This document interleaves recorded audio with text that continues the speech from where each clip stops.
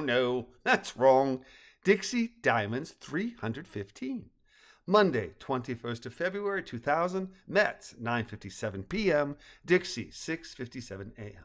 Up, Adam, and dressed for work, Karen Block and Paul Pelt sat across from one another at their kitchen table, sifting through the Brisbane Courier while enjoying the quiet companionship of each other's company as they participated in parallel play concerning the news of the day. Karen had elected to begin with the back sections of the paper while leaving Paul's section A.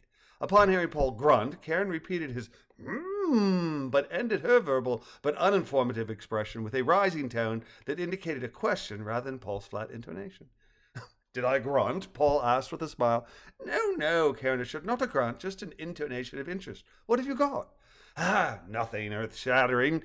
There's a little blurb about the United Nations declaring the 21st of February as International Mother Language Day. What about you? Anything stand out?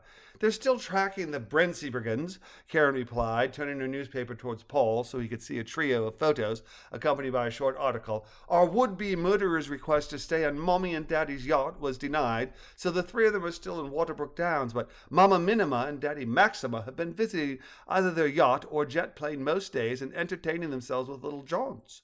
The Courier is presenting the piece as a lifestyle of the rich and infamous article, but if one were the suspicious type, one might think that the Brentzys are creating a pattern of frequent travel via their private crafts in order to normalize this in the eyes of law enforcement.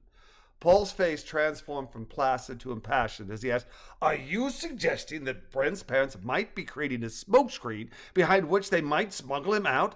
A Brentsy? How dare you disparage such a fine, outstanding family? Who do you think we should contact concerning your observation, my pet? He added with a purr. That is an excellent question, she said with a smile, adding, I think I'll offer it up to the group and see who has the best idea, in the same tone. Balloony, are you available? She said aloud. Good morning, Karens, he replied telepathically.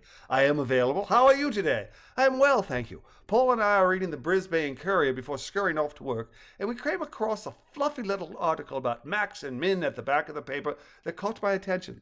Long story short, I think Mummy and Daddy are setting the scene to help Brent escape, and we were wondering how best to alert the authorities and thought you might have a recommendation. I see, Bigby replied, adding, Good morning, Paul. Karen, would you glance at the article for me, please? Of course, she said as she did so. Balloony intonated. Excellent observation. Written by Hedahopper.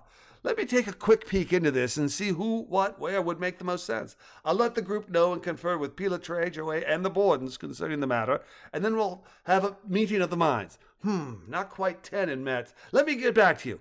Wonderful lead. Keep it up. Ciao, he said before breaking the connection.